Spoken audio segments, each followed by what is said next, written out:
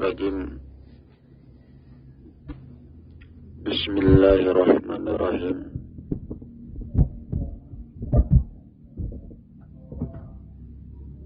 Assalamualaikum warahmatullahi wabarakatuh.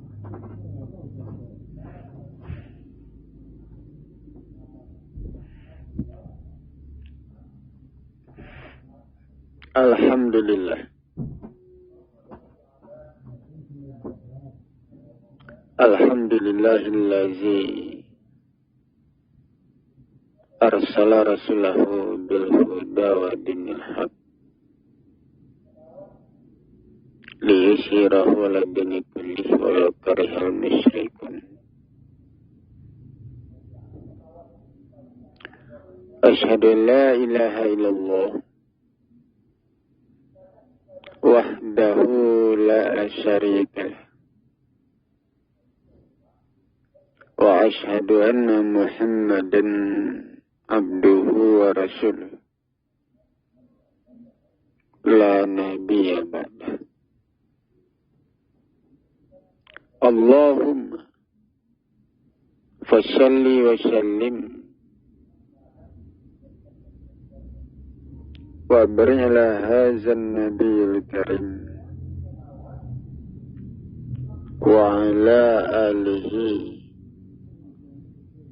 wa ashabihi rasulillahi ajma'in, amma ba'da.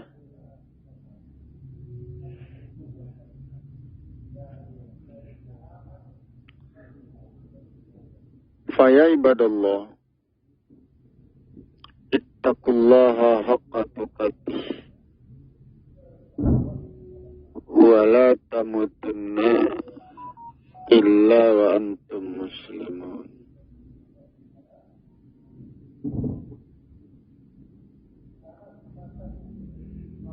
Saudara-saudara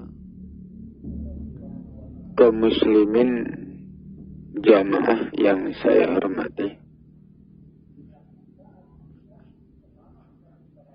saudara, puji syukur kita berikan kepada Allah, Tuhan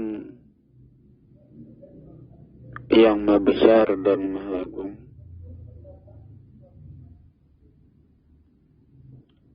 Salam hormat kita berikan pula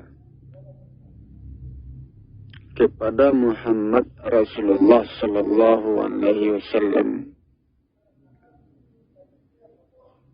Rasul terakhir dan penutup para nabi.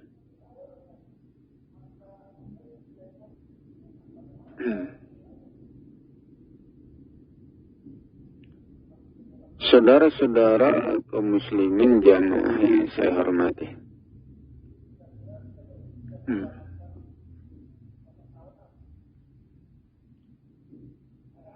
Allah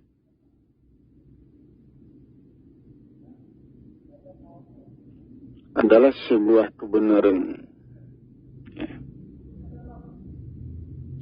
kebenaran yang meliputi langit dan bumi, meliputi makhluk.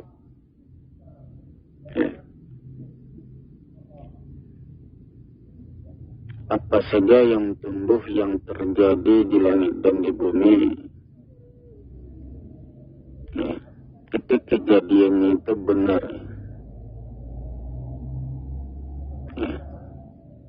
Benar secara hukum. Dan Allah adalah sumber kebenaran yang mendorong tumbuhnya sesuatu, yang mendorong terjadinya sesuatu. Itu sumber kebenaran.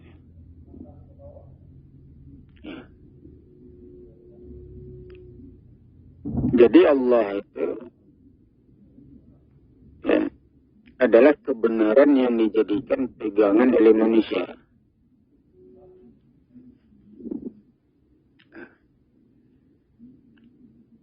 Allah bukan zat. Allah tidak bertubuh zat, tidak bertubuh nur.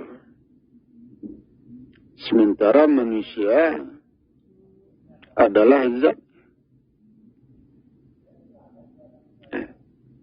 Manusia dituntut untuk berpegang, bersandar kepada Allah, ya, yang bukan zat, bukan nur, tidak bertubuh.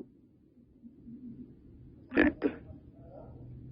Berdasarkan hukum, manusia yang bertubuh zat, tanah, ya, itu tidak bisa bersandar kepada Allah yang tidak bertubuh zat, tidak bertubuh nur.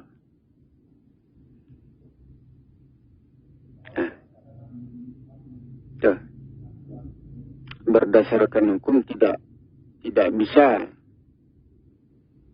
manusia yang bertubuh zat bersandarkan kepada Allah yang tidak ada tubuhnya.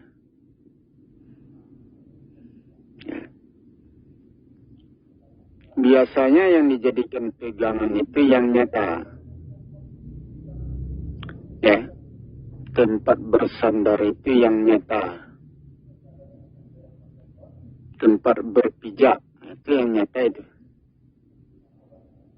Nah, seperti tubuh kita berpijak di atas tanah. Nah, tanah itu kan nyata, jelas itu.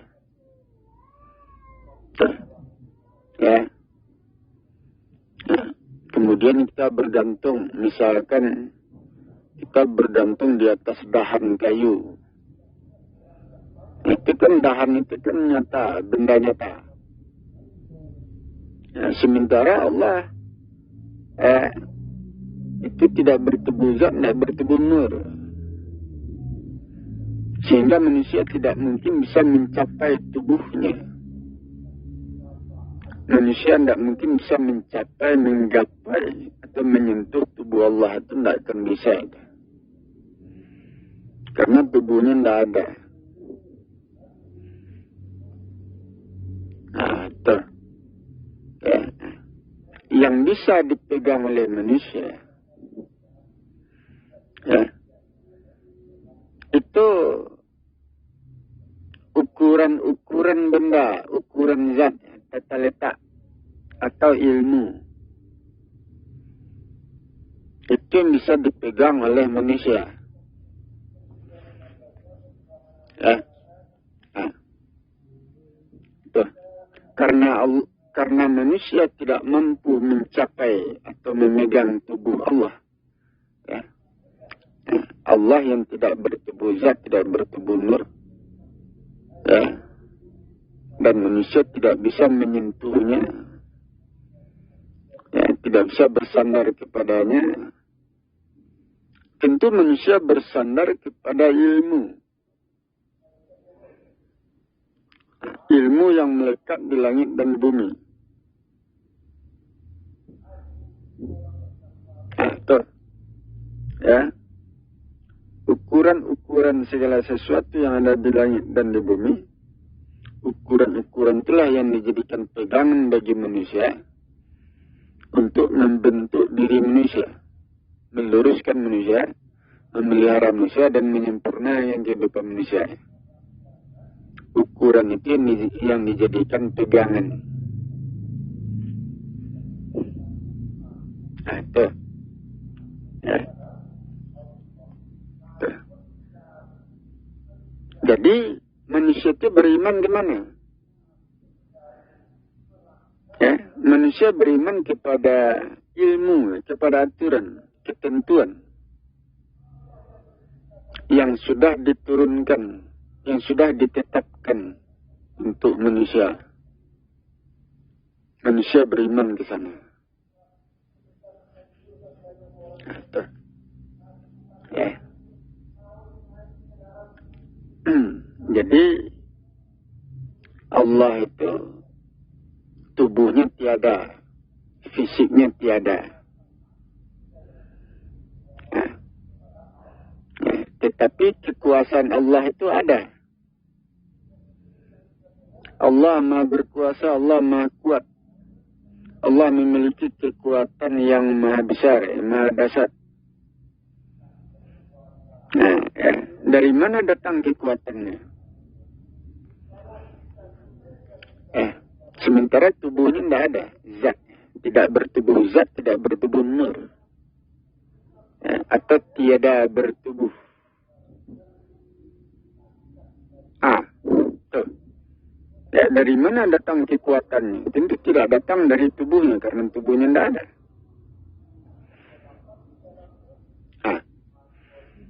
Ya. Nah, jadi kekuatan Allah itu adalah kekuatan yang dibentuk oleh ilmu. Ya, kekuatan yang dibangun oleh tata letak benda di langit dan di bumi. Ya.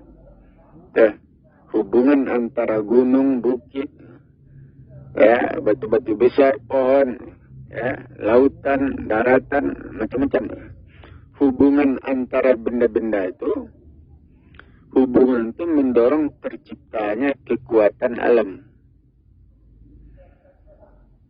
Atau hubungan itu menciptakan sebuah proses yang mampu membangun sebuah kekuatan alam. Kekuatan yang dipakai untuk menghidupkan langit dan bumi, menegakkan langit dan bumi, juga kekuatan yang dipakai untuk menghancurkan. Atau dari situ tumbuhnya kekuatan Allah itu. Jadi Allah itu ada. Yang ada apa? Yang ada itu kekuatannya. Itu yang ada.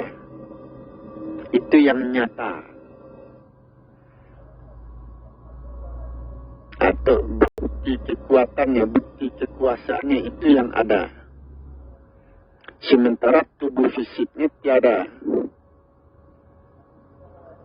Nah, itu. Allah tidak bertubuh zat, ya, tidak bertubuh nur, tidak bertubuh air, tidak bertubuh api, tidak bertubuh cahaya. Artinya Allah tiada bertubuh. Atau Allah itu sebenarnya tidak ada, seperti itulah kira.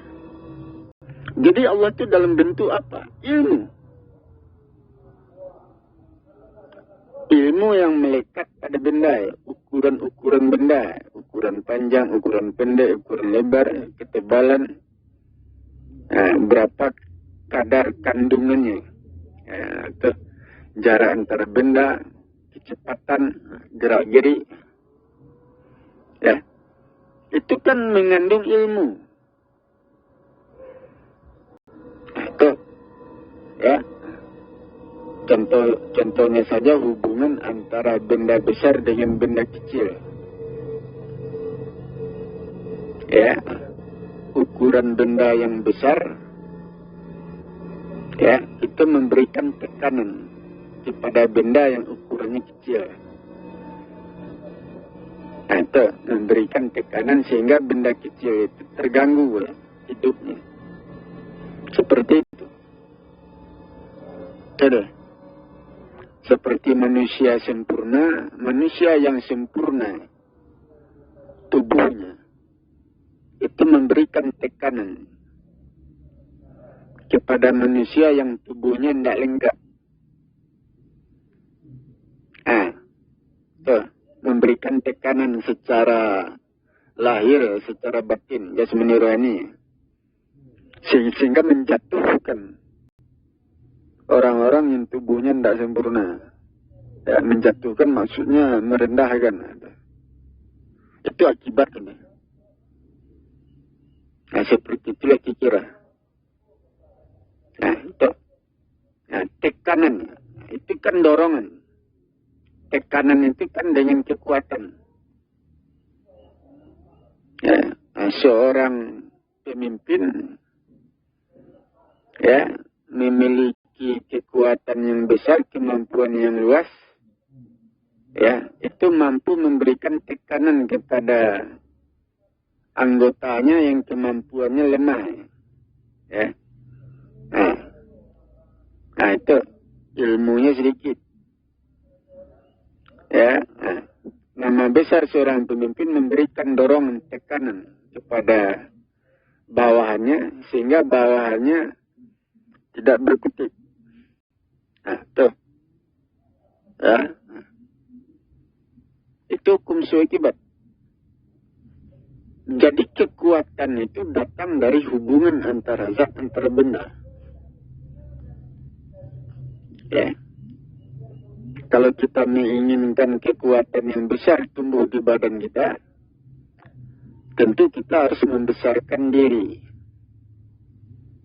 Nah, ya, membesarkan diri, memiliki ilmu yang luas, memiliki harta yang banyak, memiliki jabatan yang tinggi, ya, sehingga yang tumbuh di badan kita itu besar. Nah, itu apabila jiwa raga kita besar di depan manusia, tentu kita bisa memberikan tekanan kepada manusia, kepada bawahan sehingga mereka tidak berkutik. Nah, kan itu sebenarnya itu.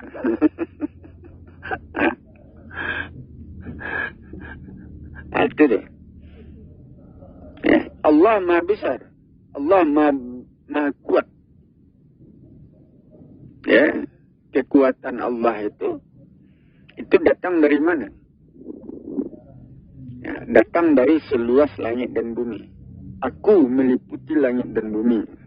Ya, Allah meliputi langit dan bumi, meliputi makhluk. Hubungan antara zat, antara benda, antara makhluk seluas langit dan bumi, hubungan itu menciptakan kekuatan yang besar atau disebut kekuatan alam. Itu atau dikatakan kekuatan ilahi. Sebenarnya itu kekuatan Allah itu. Itu. Kekuatan yang datang dari Allah, yang tumbuh dari Allah. Allah itu dasar hukum, ilmu, jarak antara benda, hubungan antara benda-benda, itu dasar hukum untuk mendorongnya, ya, mendorong sebuah kekuatan alam. Nah, itu, ya, Allah itu sebuah dasar hukum, ya. Sehingga dari dirinya tumbuhlah kekuatan yang besar. Kekuatan yang maha besar. Sehingga Allah dikatakan Tuhan yang maha besar, yang maha kuat. Karena kekuatan datang dari Allah itu. Jadi, ya, kekuatan datang dari Allah, artinya kekuatan itu didatangkan dengan ilmu. Ya. Bukan datang dari tubuh Allah, bukan. Ya, tubuh Allah tiada. Ya. Allah tidak bertubuh zat, tidak bertubuh nur. Tidak ada tubuhnya, tidak ada fisiknya. Nah, itu. Yang ada itu apa? Yang ada itu kekuatannya. Nah, itu. Apabila Allah tidak bertubuh zat, tidak bertubuh nur, kira-kira Allah itu apa? Allah itu sebuah kebenaran.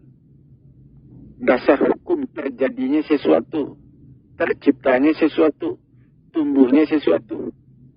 Dasar hukum. Nah, itu seperti hubungan laki-laki dan perempuan, itu sebagai dasar hukum, sebagai pijakan untuk mendorong lahirnya anak, keturunan. Nah, itu dasar hukum. Seperti tanaman, dengan adanya tanah, dengan adanya air, ya, tanaman itu subur. Itu dasar hukum. Dasar hukum itu disebut Allah. Ya, yang mendorong tumbuhnya sesuatu, terjadinya sesuatu. Nah, itu dia. Ya, nah, jadi kalau orang mengatakan roh Allah itu ada, nah, itu tidak ada itu. Nah, itu. Roh Allah itu tidak ada. Tubuhnya saja tidak ada. Bagaimana dengan rohnya? Tidak ada. Tidak ada rohnya. Dirinya saja tidak ada. Allah tidak bertubuh zat, tidak bertubuh nur. Nah, atau tidak memiliki tubuh. Ya. Nah, kalau roh Allah itu ada, itu roh siapa itu? Ya, biasanya roh itu kan keluar dari tubuhnya.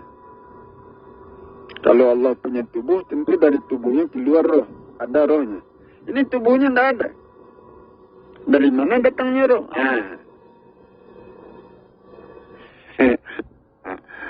Tidak ada itu. Kenapa ada? Ada. Jadi kaji ini agak berbeda ini. Itu deh. Ya, Allah itu dasar hukum. Atau kita menyebutnya ilmu. Ilmu yang melekat pada benda-benda. Pada makhluk. Pada zat seluas langit dan bumi. Itu. Ya. Di dalam Al-Quran itu ada rohku. Apabila aku tiupkan roh.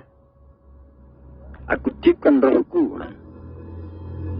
Aku itu. Yang berbicara aku itu zat, bukan Allah. Atau, ya, itu zat itu, ya, zat kasar. Kalau kita kembali kepada yang awal, itu zat tunggal. Ya, zat tunggal itu yang berbicara aku kepada dirinya. Zat tunggal itu ada zatnya. Ada bendanya, ada barangnya, ada tubuhnya. Sehingga dia berbicara aku. Kalau Allah, dia tidak berbicara aku kepada dirinya. Karena zatnya tidak ada, tubuhnya tidak ada. Ya, dia tidak berbicara aku kepada dirinya. Kalau zat seperti manusia, dia berbicara aku kepada dirinya karena badannya ada. Tuh. Aku tiupkan rohku. Aku itu siapa? Itu zat itu. Zat tunggal. Itu kalau pada yang awal itu. Itu. Ya, tanah. Seperti manusia,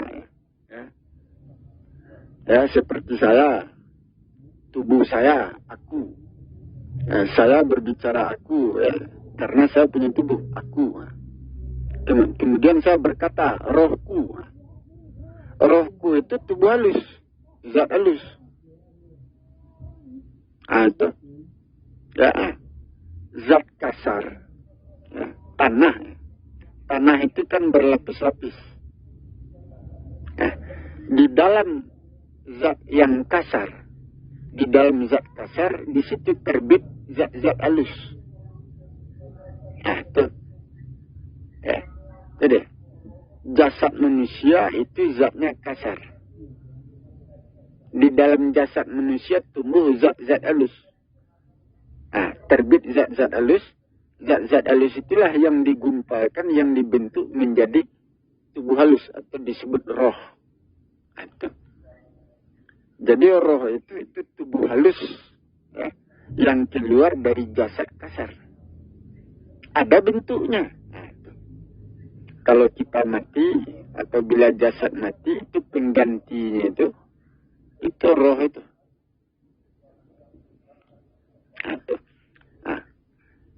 Jadi Al-Quran mengatakan, aku tiupkan rohku. Aku itu jasad kasar. Artinya jasad kasar itu, proses yang terjadi pada jasad kasar, itu mendorong terbitnya zat-zat halus, yang kemudian zat halus itu dibentuk menjadi tubuh halus. Atau disebut roh. Itu dia. Itu dia. Jadi jasad kasar itu berbeda dengan jasad halus, zat halus. Aku dan rohku aku itu berbeda zatnya. Tidak sama. Tidak sama jenisnya itu.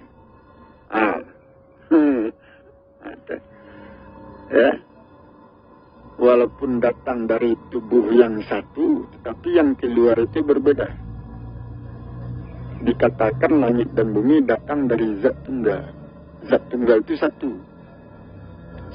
Sementara langit dan bumi ini isinya berbeda-beda. Banyak zat. Nah, itu deh. Ya.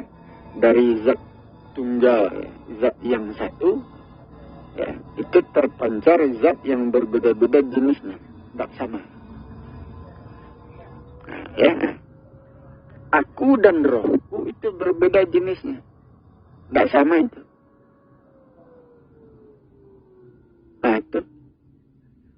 Ya. Kenapa? Ya. Seperti tanah. Dari tanah apa yang keluar? Ya, dari tanah keluar, misalkan saja emas. Ya, tanah berbeda dengan emas zatnya. Tidak sama itu. Berbeda. Ya, itu dari tanah keluar batu permata. Itu berbeda jenisnya dengan tanah itu. Batu permata itu tidak sama. Begitu pula tubuh manusia. Dari tubuh manusia kasar. Ya. Dari tubuhnya keluar roh. Tubuh halus itu berbeda jenisnya. Tidak sama. Begitu pula bapak dan anak. Nah itu. Ya. Walaupun anak itu datang dari bapaknya, ya, datang dari ibu bapaknya, tetapi jenis anak itu berbeda dengan bapaknya. Itu. Dari. Tidak sama itu. Nah, sudah. Ya, seperti Nabi Isa. Nah, aku tiupkan rohku. Apabila aku berkehendak, maka terjadi. Nah, aku itu zat kasar itu. Nah, zat kasar itu mendorong terbitnya zat halus. Zat halus itulah yang dibentuk menjadi tubuh Isa. Dan itu berbeda jenisnya dengan yang berkata aku. Itu tidak sama. Sehingga Al-Quran mengatakan, ya, Al-Quran mengatakan, aku tidak beranak dan aku tidak diperanakkan. Itu dia. Jadi Al-Quran mengatakan, aku tidak beranak. Aku tidak diperanakkan. Artinya aku tidak dilahirkan oleh yang lain dan aku pun tidak melahirkan yang sama dengan diriku. Aku tidak datang dari jenis yang sama dan aku tidak melahirkan jenis yang sama dengan diriku. Seperti itu. Itu berbeda itu. Jadi Nabi Isa itu berbeda dengan, ya, jenisnya berbeda. Nabi Isa itu jenisnya berbeda dengan aku itu. Aku tiupkan rohku. Aku itu berbeda jenis zatnya dengan rohnya itu. Yang menjadi Isa itu. Jadi tidak sama. Jadi tidak ada yang namanya Tuhan menjelma jadi Isa, itu tidak ada.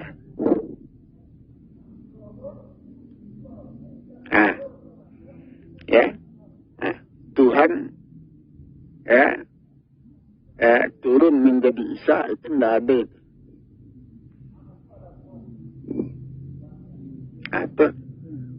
Atau Tuhan punya anak Isa, tidak ada.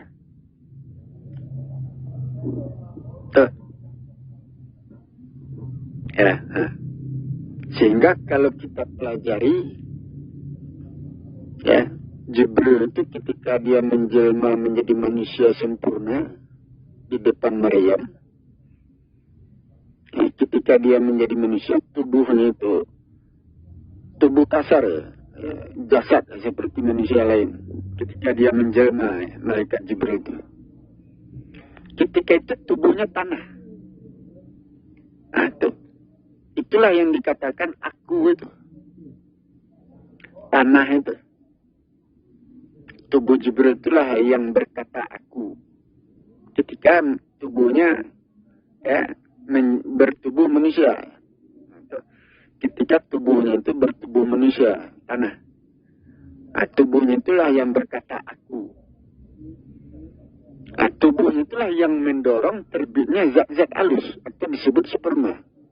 Itulah yang disebut rohku. Nah, itulah yang menjadi Isa itu. Jadi berdasarkan hukum, Isa ini manusia. Seperti manusia lain. Isa diciptakan datang dari tanah seperti Adam. Kenapa?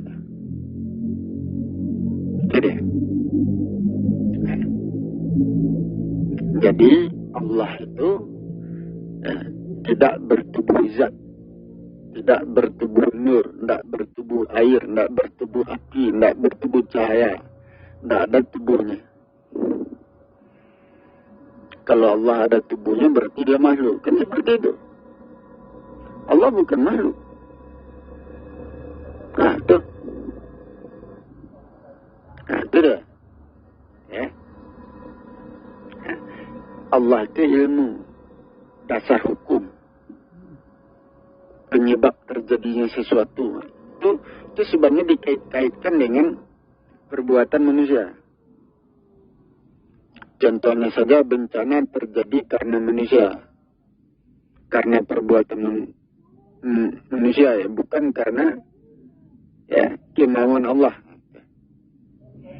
Nah, bencana terjadi karena perbuatan manusia, bukan kehendak Allah, bukan kemauan Allah, bukan.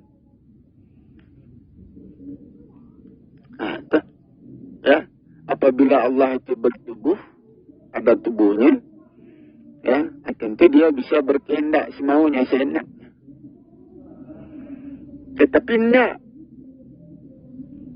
Apa saja yang terjadi di langit dan di bumi itu berkaitan dengan perbuatan manusia. Penyebabnya manusia. Allah itu hanyalah dasar hukumnya. Penyebabnya bukan Allah. Awal kejadian itu dimulai dari tubuh manusia, dimulai dari tanah, dimulai dari zat. Itu awal kejadian atau awal proses. Nah, bukan dimulai dari tubuh Allah, bukan. Awal proses, awal kejadian tidak dimulai dari tubuh Allah. Nah, cobalah kita perhatikan, tanah ini kan berproses. Tanah ini mendorong tumbuhnya tanaman. Proses yang terjadi pada tanah itu mendorong tumbuhnya tanaman. Tanah itu yang berproses. Dorongan itu berasal dari proses yang terjadi pada tanah. Sementara Allah itu tubuhnya tidak ada. Artinya apa? Proses tidak ada pada diri Allah.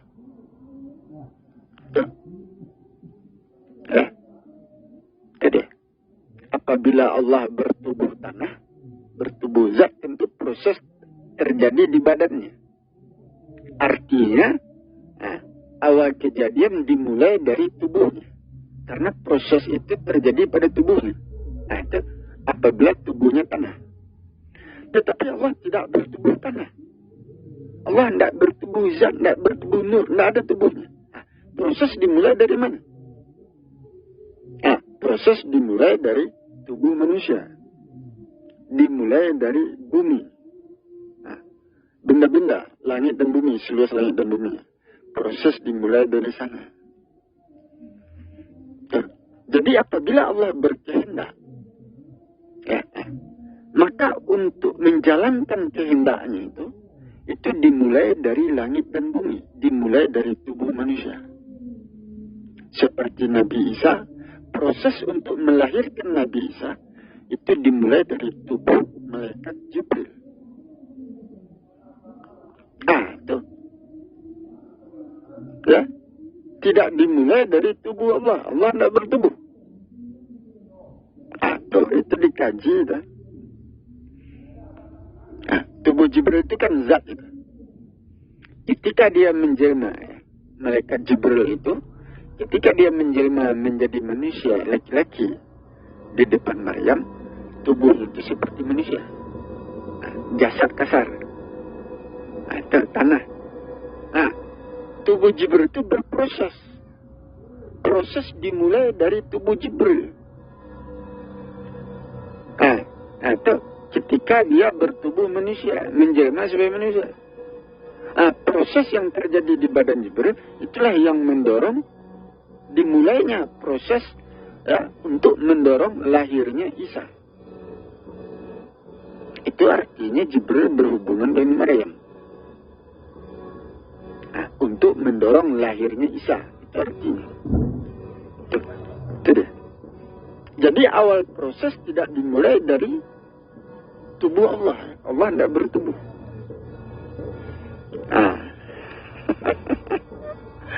Kan nampak itu. Jadi, jadi segala sesuatunya itu dimulai dari tanah, dimulai dari zat, dimulai dari tubuh. Proses itu berawal, dimulai dari zat, dari tanah, dari tubuh, seluas langit dan bumi. Dimulai dari sana. Jadi apa saja yang terjadi di langit dan di bumi, apa saja yang terjadi pada manusia, proses kejadian itu tidak dimulai dari tubuh Allah, diri Allah, enggak. Tetapi dimulai dari bumi, tubuh manusia, benar-benar. Sehingga Al-Quran mengatakan penyebab segala sesuatu itu manusia. Bencana turun itu penyebabnya manusia, bukan Allah. Karena proses itu, proses terjadinya bencana itu dimulai dari tubuh manusia, dimulai dari zat tanah, benda-benda. Itu. Kenapa itu? Sehingga Tuhan mengatakan, bencana itu akibat dari perbuatan manusia, bukan akibat dari diri Tuhan. Kehendak Tuhan, kemauan Tuhan, bukan. Kan nampak. Itu kaji kan sudah semakin jelas itu. Sudah semakin terang itu.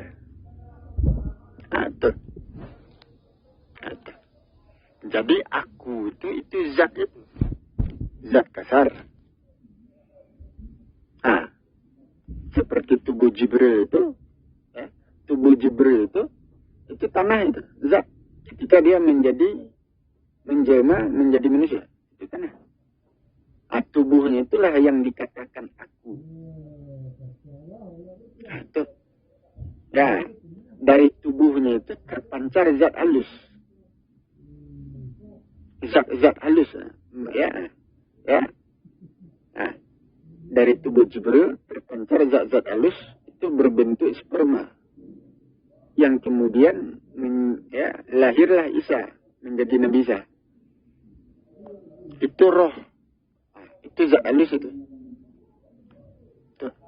Jadi aku itu zat kasar. Rohku itu zat halus. Itu dia. Jadi berbeda jenisnya itu. Tidak sama. Kan nampak. Itu prosesnya seperti itu ya. Jalannya, ketentuannya seperti itu. Itu deh. Jadi tidak ada yang namanya roh Tuhan menjelma. Tidak ada itu. Roh Tuhan menjelma jadi Nabi Isa. Nabi Isa itu adalah Tuhan yang turun jadi Isa. anak Tuhan macam-macam. Tidak ada. Jadi harus diperiksa kembali. Ya, dikaji ulang kembali. Nabi Isa itu laki-laki. Anak yang dikandung oleh perempuan. Perempuan mengandung. Janin yang dia kandung apakah laki-laki atau perempuan itu ditentukan oleh suaminya.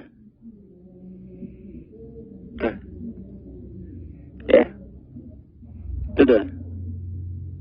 Apabila seorang perempuan mengandung anak yang dia kandung di dalam rahimnya itu, apakah berjenis laki-laki atau berjenis perempuan itu ditentukan oleh suami, oleh laki-laki. Kalau suaminya tidak ada, bagaimana? Apabila suaminya tidak ada, berarti rahimnya tidak memenuhi syarat. Tubuh Maryam tidak memenuhi syarat untuk mengandung. Itu artinya. Jadi berdasarkan hukum, tubuh Maryam tidak memenuhi syarat untuk mengandung anak. Itu berdasarkan hukum. Apabila Maryam tidak berhubungan dengan Jibril.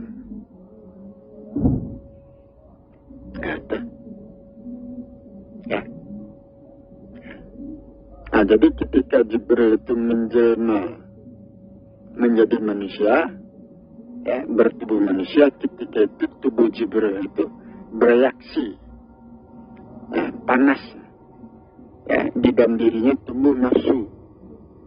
Itu hukum alam, dorongan dari hukum alam. Sehingga Jibril terdorong, didorong oleh hukum untuk berhubungan dengan Maryam. Artinya itu bukan kehendak dari Jibril, bukan kemauan Jibril, tetapi kehendak Allah atau kehendak hukum. Dan itu dibenarkan secara hukum, karena Jibril adalah orang suci. Maryam juga orang suci, sehingga dibenarkan secara hukum.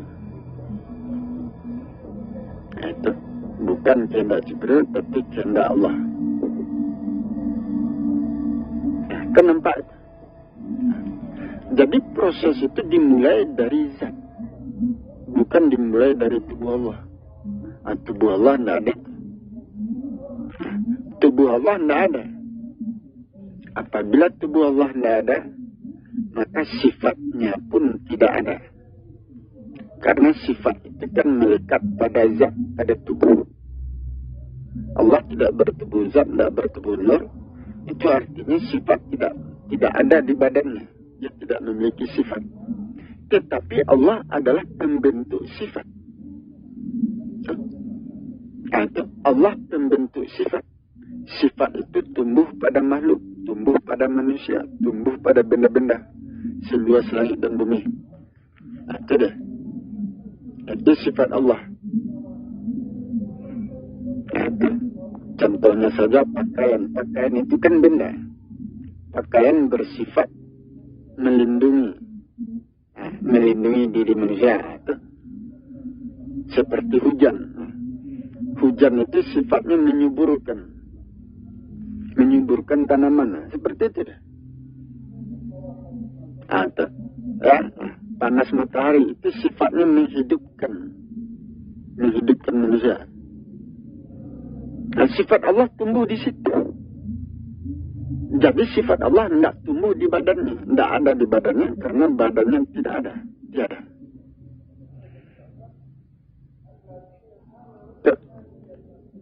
Allah itu maha perkasa, maha kuat.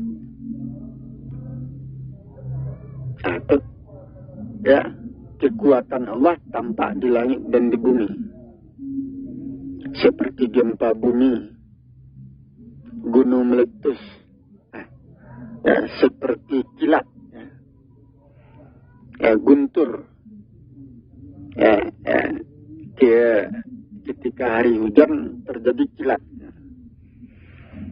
Ya, itu sifat Allah, itu sifat yang dibentuk oleh Allah. Sebenarnya itu sifat yang tumbuh dari alam. Ya, sifat-sifat Allah adalah sifat-sifat yang tumbuh di langit dan di bumi. Atau, ya, sifat-sifat Allah adalah sifat-sifat yang melekat pada langit dan bumi, melekat pada benda-benda, melekat pada makhluk. Seluas langit dan bumi, sifat-sifat Allah melekat di situ.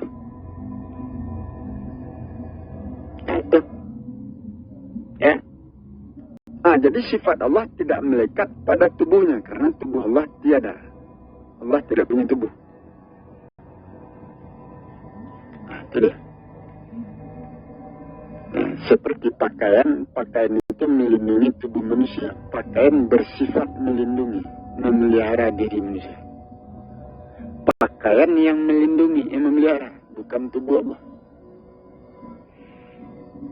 Bukan tubuh Allah yang memelihara manusia, bukan tubuhnya tiada yang memelihara manusia, pakaian yang dipakai oleh manusia. Makanan yang dimakan oleh manusia itu menghidupkan manusia.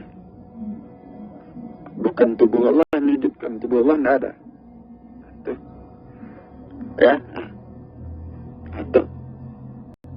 Segala sesuatu yang ada di langit dan di bumi, ya, itu dipergunakan untuk menghidupkan manusia, menegakkan manusia, memelihara manusia, membesarkan manusia, macam-macam. Sifat Allah ada di sana. Ya, tidak.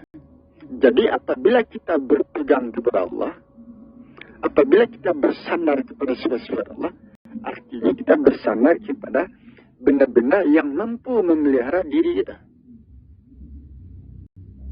Kita bersandar kepada segala sesuatu yang mampu memelihara, menjaga jiwa raga kita. Itu artinya. Jadi apabila kita bersandar kepada Allah, kita tidak bersandar kepada tubuhnya. Karena tubuhnya tiada. Tetapi kita bersandar kepada benda-benda yang mampu menjaga diri kita. Memelihara diri kita. Jadi, seperti air dipakai untuk membersihkan tubuh. Kalau badan kita kotor, ya, kita bersandar kepada air. Air alat untuk membersihkan tubuh. Ya. Kalau badan kita kepanasan, kita bersandar kepada pakaian, kepada rumah. Rumah alat untuk menjaga tubuh dari panas, dari dingin. Kita bersandar di sana. Tidak bersandar kepada tubuh Allah. Tubuh Allah tiada. Jadi kami ciptakan segala sesuatu yang ada di langit dan di bumi untuk kepentingan manusia. Apa saja yang ada di langit dan di bumi, apakah itu benda-benda, pakaian, perhiasan, air, api, segala sesuatunya, itu alat untuk memelihara manusia, menghidupkan manusia, mengobati manusia, meluruskan manusia, memperkuat, memperkokoh, menyempurnakan, macam-macam. Itu alatnya. Kita bersandarkan kepada alat itu. Ya. Jadi kita memanfaatkan segala sesuatu yang ada di langit dan di bumi untuk membangun jiwa raga kita. Jadi kita tidak bersandar kepada tubuh Allah. Tubuh Allah tiada. Allah tidak bertubuh zat, tidak bertubuh nur. Allah tiada bertubuh. Itu. Jadi Allah itu dasar hukum. Dasar hukum, terjadinya sesuatu. Allah itu ilmu. Alat untuk membangun sifat makhluk. Nah, itu kalau manusia memahami, Al-Quran mengatakan, bersyukurlah engkau kepadaku, sesungguhnya engkau mensyukuri dirimu sendiri. Itu kalau memahami itu. Bersyukurlah engkau kepada Allah, sesungguhnya engkau mensyukuri dirimu sendiri. Itu artinya apa? datang dari manusia kembali kepada manusia, itu artinya segala sesuatu datang dari manusia kembali kepada manusia. Allah itu hanyalah dasar hukum. Itu kalau manusia memahami. Ya. Kalau manusia memahami, sebenarnya segala sesuatu datang dari manusia. Atau bukan datang dari tubuh Allah, enggak. Nah, ada itu. Segala sesuatu tidak datang dari tubuh Allah, tetapi segala sesuatu datang dari diri manusia, kembali kepada manusia. Atau itu kalau manusia memahami pelajaran ini.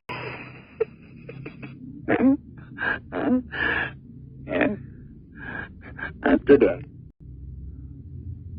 kaji ini ujung-ujungnya kaji ini itu sampai kepada aku. Aku adalah aku. Itu kaji ini berujung di sana. Aku adalah aku. Kalau saya lanjutkan kaji ini tentu berujung aku adalah aku. Itu ujung kaji ini.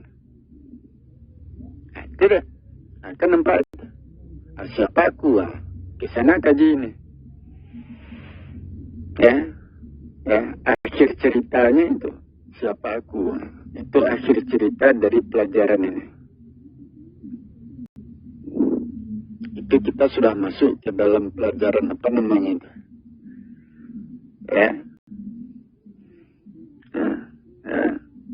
Tarekat mungkin ya.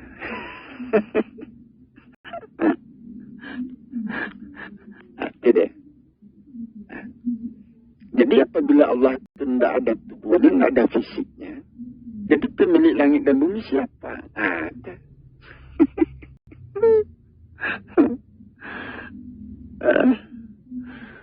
Siapa pemilik langit dan bumi? Manusia itu sendiri. Kita pemilik langit dan bumi. Ada. Allah itu tidak ada tubuhnya. Allah itu ilmu. Itu deh.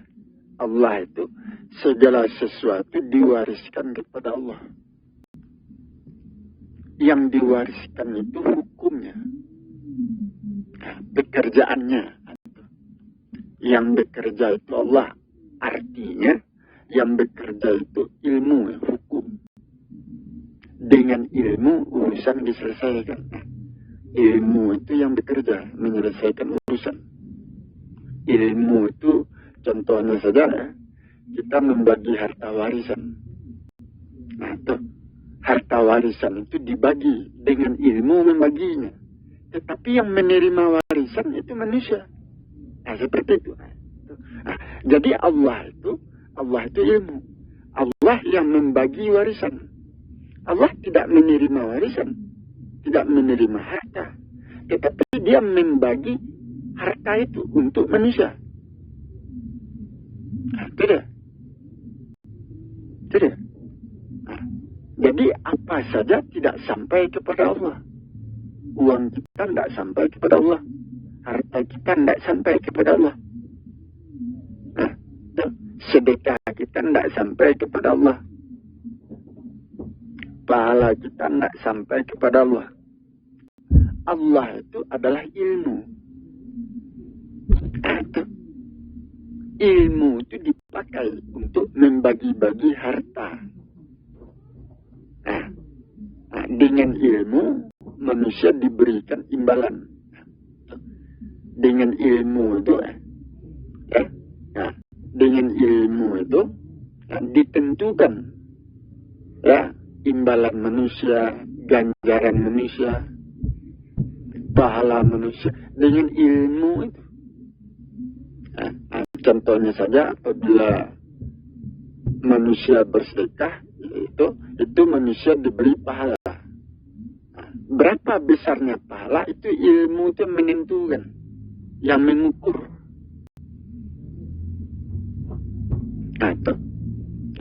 Kalau kita punya harta kita wariskan kepada anak. anak 10 orang. Nah, tiap-tiap anak berapa dapatnya berapa harta itu. Itu ilmu itu yang membagi, Allah yang membagi. Harta itu tidak sampai kepada Allah, ya. Allah hanya bekerja untuk membagi, untuk memberikan ganjaran, memberikan imbalan. Nah, itu, ya. Contohnya saja puasa. Dengan puasa itu, puasa tidak sampai kepada Allah. Tetapi akibat daripada puasa, itulah yang diberikan kepada manusia. Apabila manusia berpuasa, dengan ilmu puasa yang dijalankan oleh manusia, itu diberikan manfaatnya kepada manusia. Yang memberikan manfaat itu ilmu itu Allah itu. Nah, itu jadi untuk manusia. Allah itu ibaratnya seperti hukum. Nah, itu seperti hukum. Ya, seperti alat. Ya, hukum itu kan alat untuk mengadili manusia. Hukum itu alat untuk menimbang manusia.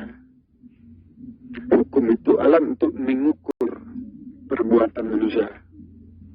Allah seperti itu. Hukum itu kan memberikan akibat. Hukum itu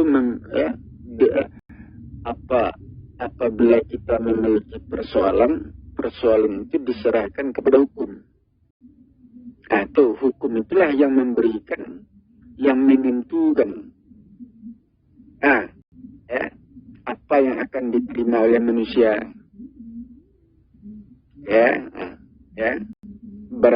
Berapa besarnya ganjaran yang diberikan kepada manusia. Itu hukum yang menentukan itu. Jadi itu yang sampai kepada Allah. Apabila kita menghadapkan diri kita kepada keadilan, meminta hukum, itu di dalam Al-Quran kan disinggung. Wahai orang-orang yang beriman, wahai manusia, apabila engkau ingin bertemu dengan Allah, sebelum bertemu bersihkanlah diri. Kenapa? Karena Allah itu sebuah hukum. Itu sama artinya kita meminta keadilan.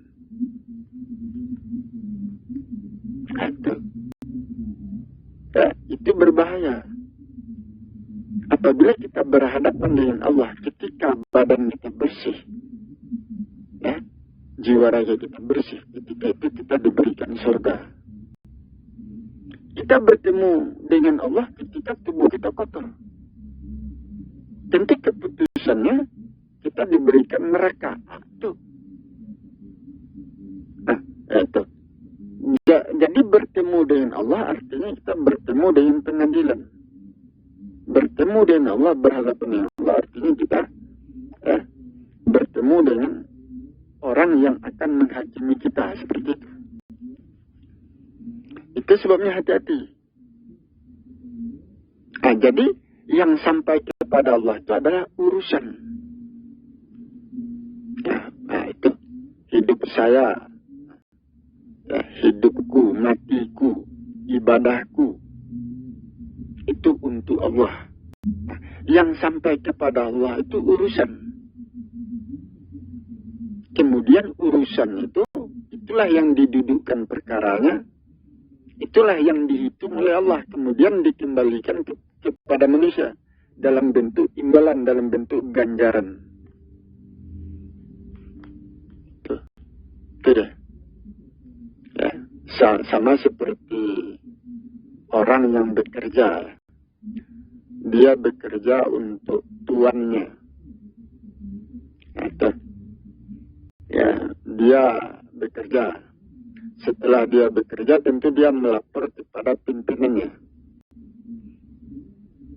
Pimpinannya itu tentu mengukur pekerjaan anak buahnya, tentu dia ukur. Kemudian dia berikan imbalan, dia berikan ganjaran itu. Sudah. Begitu pula kita kalau kita sholat, kalau kita beribadah, kalau kita berpuasa, itu kita serahkan kepada Allah. Nah, Allah itu yang mengukur sholat kita, puasa kita, ibadah kita. Nah, dia yang mengukur. Ya, dia yang menghitung. Kemudian dia berikan imbalan. Berapa besarnya imbalan, berapa besarnya ganjaran yang akan kita terima. Seperti itu. Nah, itu. Ya, dikembalikan kepada manusia. Jadi urusan itu kembali kepada Allah. Itu dia. Semua urusan dikembalikan kepada Allah. Ya, sampai di tangan Allah itu dihitung oleh Allah. Dihitung, diukur. Apa yang sudah kita kerjakan selama ini itu dihitung, diukur. Kemudian berdasarkan itu Allah memberikan ganjaran, imbalan.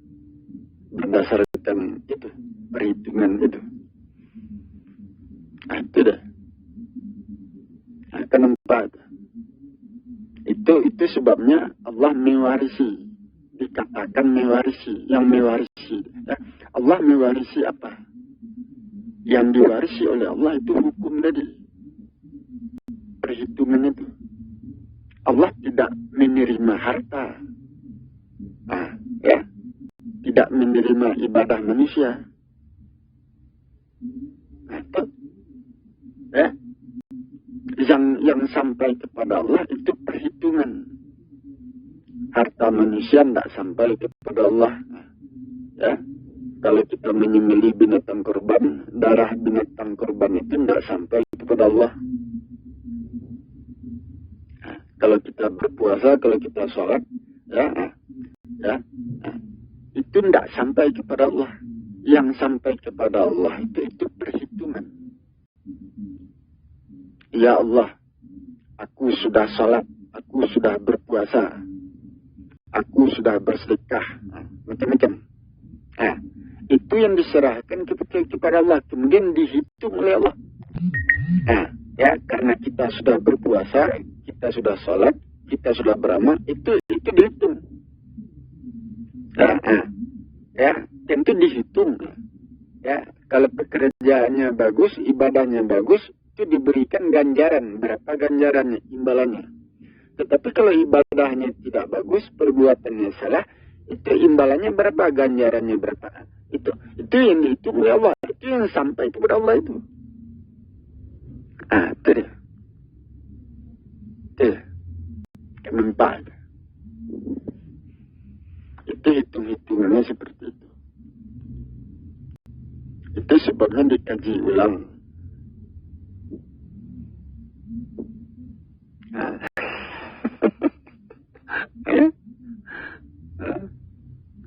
Orang-orang tidak pernah mengaji seperti ini. Dia hanya ikut-ikutan. Ya, baca ini, baca itu pula yang diikuti.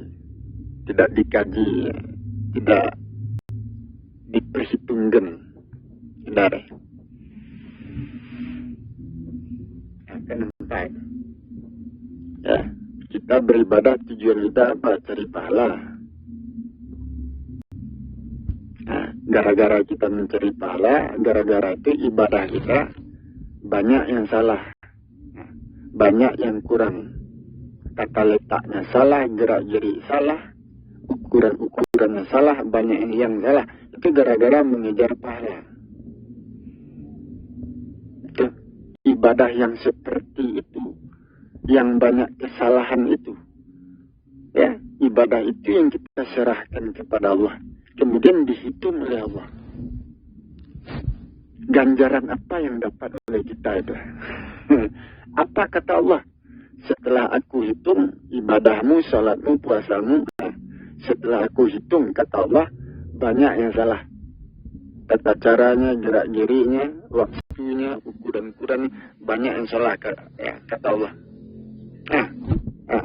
Berapa imbalan yang kita peroleh ganjaran? Apa kata Allah? Mungkin saja sedikit atau tidak mendapatkan imbalan. Nah, itu. Ya, Sehingga Al-Quran mengatakan, ya, manusia berpuasa hanya mendapatkan haus dan lapar saja. Apakah itu imbalan? Nah, itu kita berpuasa mendapatkan haus dan lapar saja. Itu bukan imbalan, itu bukan ganjaran itu. Karena salah. Kesalahan manusia dalam berpuasa, ya, sehingga manusia tidak mendapatkan imbalan dari Allah, tidak mendapatkan ganjaran. Jadi sia-sia saja puasa manusia. Itu dikaji. Apabila manusia mendapatkan haus dan lapar dari puasanya, artinya puasa manusia ditolak, tidak diterima. Ada kekurangannya. Itu sebabnya ditolak. Nah, jadi orang-orang berilmu, para ustadz, para ulama ini harus mengkaji. Harus dikaji. Bukan mengikuti saja.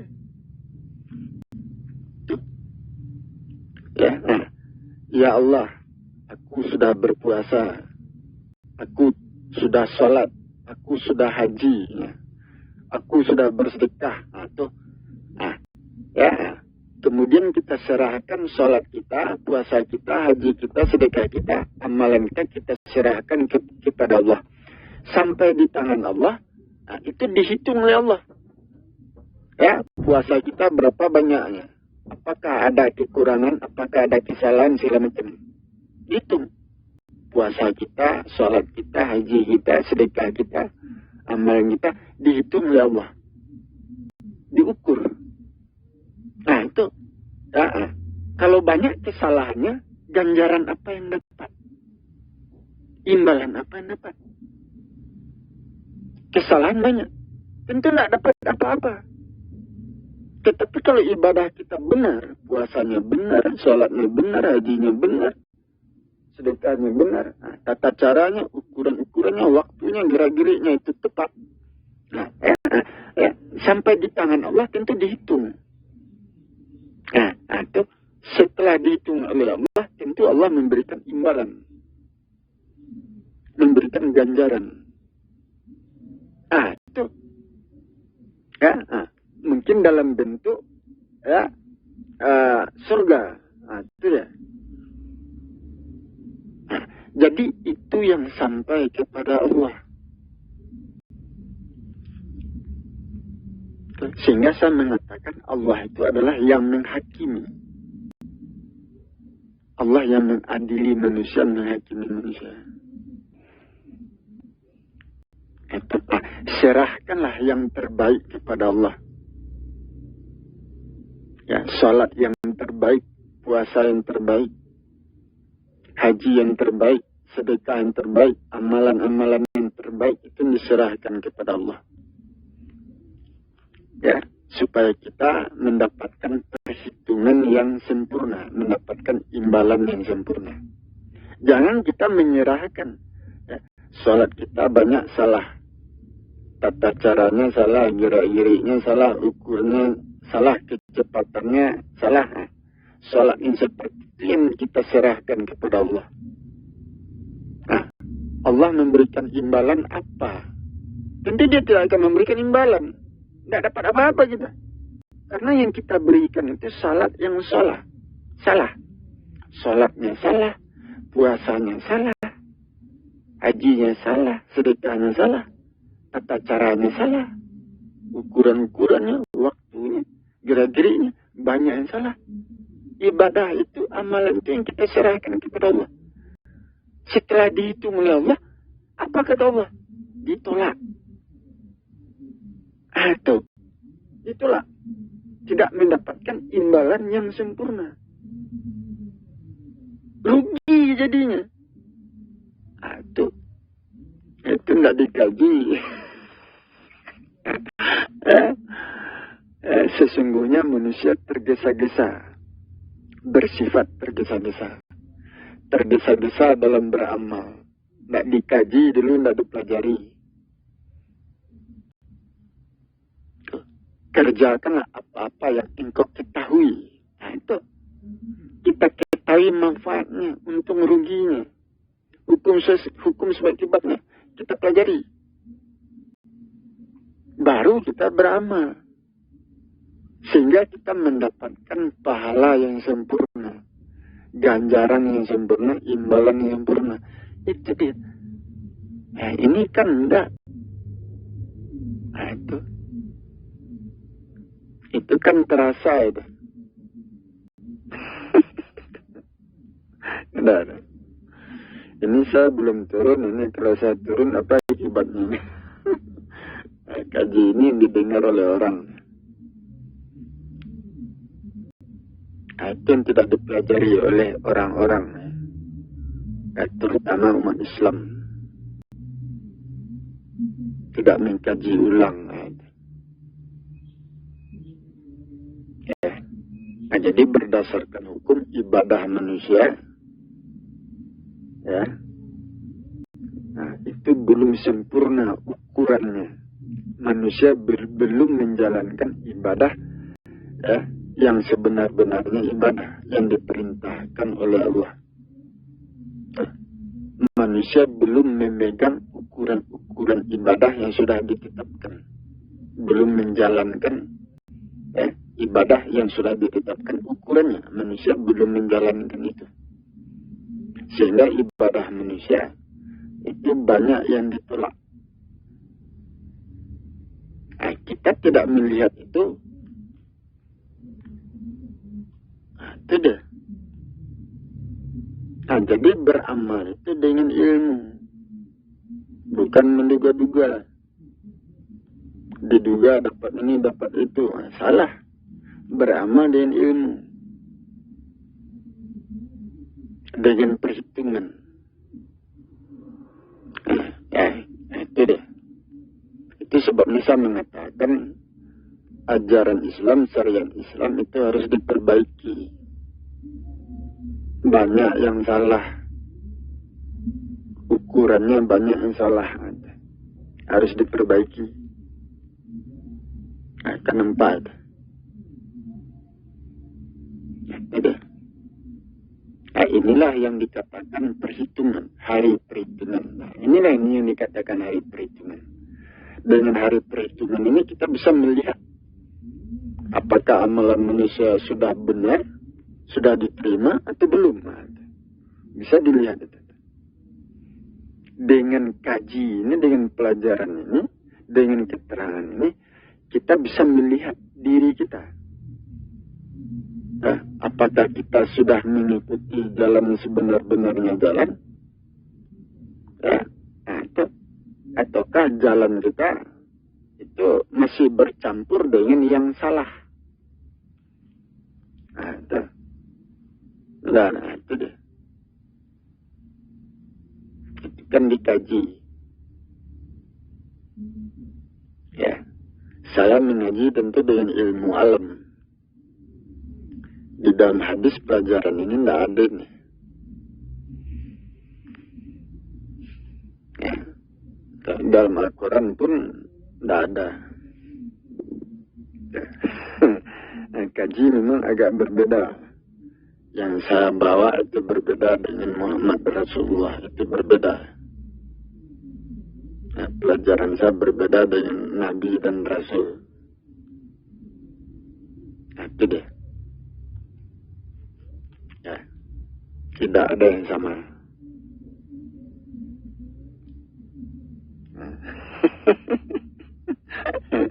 Saya menerima pelajaran yang berbeda. Allah memberikan petunjuk pelajaran kepada saya, itu berbeda isinya dengan apa yang diterima oleh para nabi dan para rasul.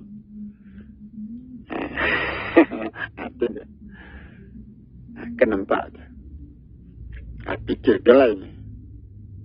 Ya, terutama tentu orang-orang yang berilmu, ya, para ustadz, guru, ya, orang-orang ahli di bidang agama, pikir lain.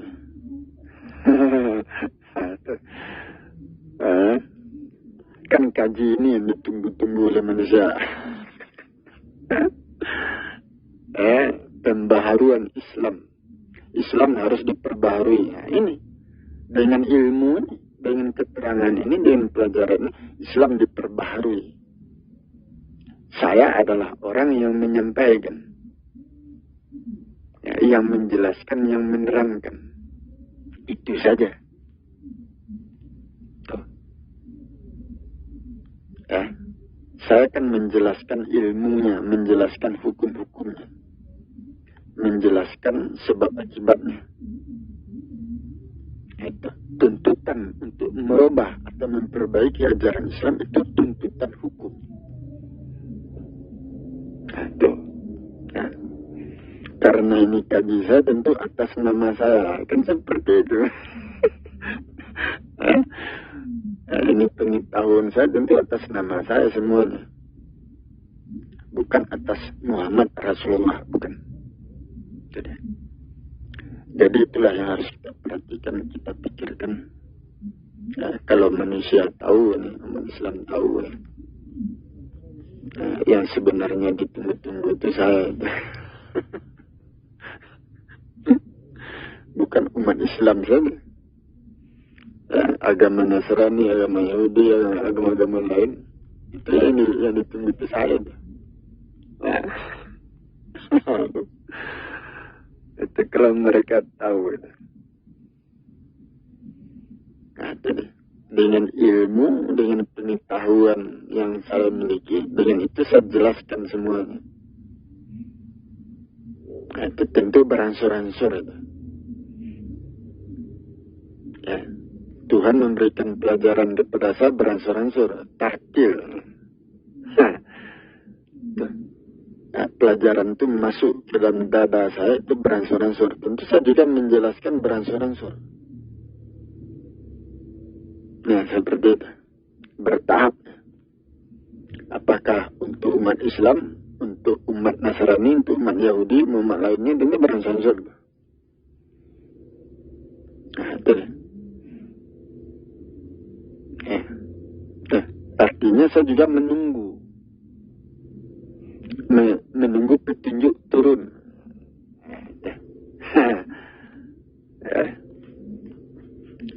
Ya, menunggu petunjuk turun dari Allah. Itu yang saya sampaikan ini.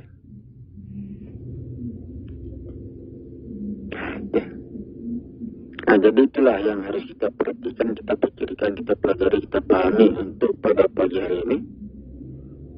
Ya, supaya dibicarakan, dimusyawarahkan sehingga menjadi jelas dan terang-terang. Demikian saya akhiri. Wassalamualaikum warahmatullahi wabarakatuh.